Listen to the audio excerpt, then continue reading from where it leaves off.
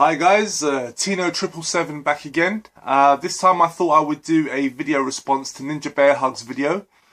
He recently did one which was about where do you lean more towards? Are you a gamer or are you a collector? I.e., so what's your gamer to collector ratio? For me, I would have to say I would like to say I am more of a gamer. That's how I started out.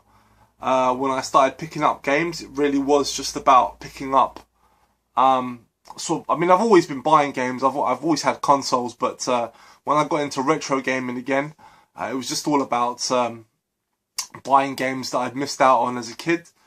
So it was never really about, collecting as such. But obviously, as you sort of get into more and more into retro collecting, you sort of start venturing out towards other systems, and then you realize, there are other games that you wanted. And while all this is going on, you're still picking up for your current system as well. So, because I still pick up games for my PlayStation 3. If anything, I've sort of put a lot of focus into my retro games. I mean, I play my retro games quite a lot, but my current system gets a lot of neglect. But I'm still picking up for it. So I do have a bit of a backlog for my PlayStation 3. That's something that I've actually been, I've been cautious of, been wary of, and I've been trying to sort of get through my backlog, because this year, a lot of great games have been coming out for the current systems, and I want to get into them. So I've just sort of been, before I've been going out of my way to pick up these games, I want to sort of try and get through my backlog beforehand. So I don't know. I think for me, I sort of go back and forth. But if I'm perfectly honest, right now, I'm definitely leaning more towards the collector. Simply because I'm buying more than what I'm playing, which is not a good thing. And that's something that I'm trying to change. But obviously, life gets in the way. So it's not easy to just sort of dedicate a lot of time to play games. Usually when I play games, it's usually very late at night, and it can be very difficult because I've got to be up early in the morning for whatever reason. So it can be difficult trying to get a good balance. Where, of course, like Stu said in his video, with portable gaming, it's a lot easier. You can fit it around your schedule because you can take it with you anywhere you go. So I do play a lot of my Game Boy Advance. My Game Boy Advance gets a lot of play from me. My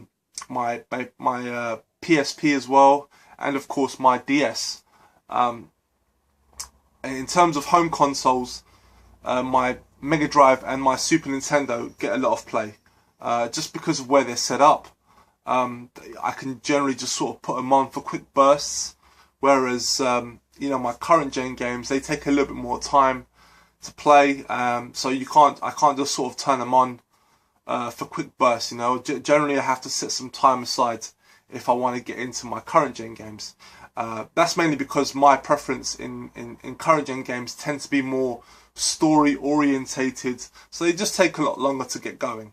It's not like I don't play a lot of multiplayer games. Like I don't play Call of Duty online, so it's not like I just go online with my mates for an hour or so. Nah, I don't play like that. I do a lot of single player gaming. So generally, so that's my taste tends to lean towards sort of more adventure based, story based games.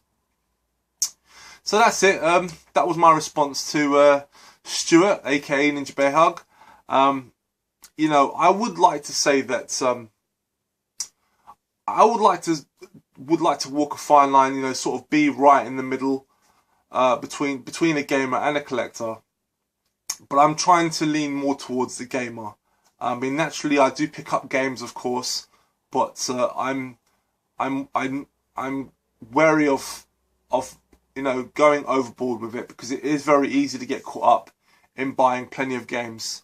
I've recently been having a look at the amount of games I have, and on my PlayStation 2 alone, I've got over 250 games, which I know to some of you, it's not that many, but for me, it's a lot. It's a hell of a lot.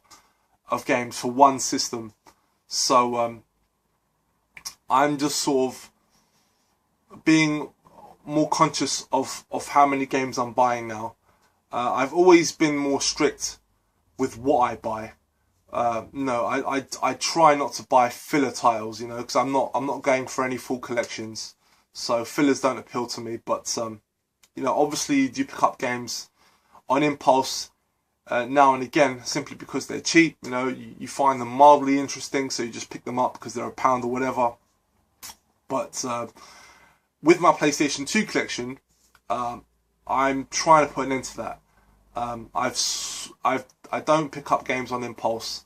It really is now just, there are still games. There's still games I want to get for it, but it's just more about sticking to a list.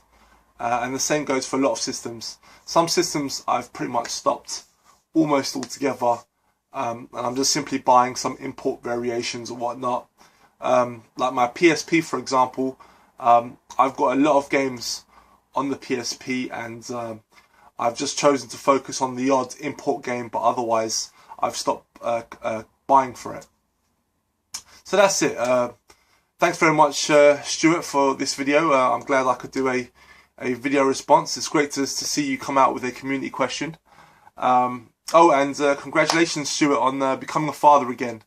You know, I can only imagine, you know, you must be blessed. I don't have kids of my own, so I don't know what it's like to be a father, but I can only imagine.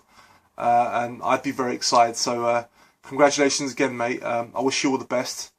And yeah, so that's me. I'll be back soon. Take care, everyone. I'll speak to you later.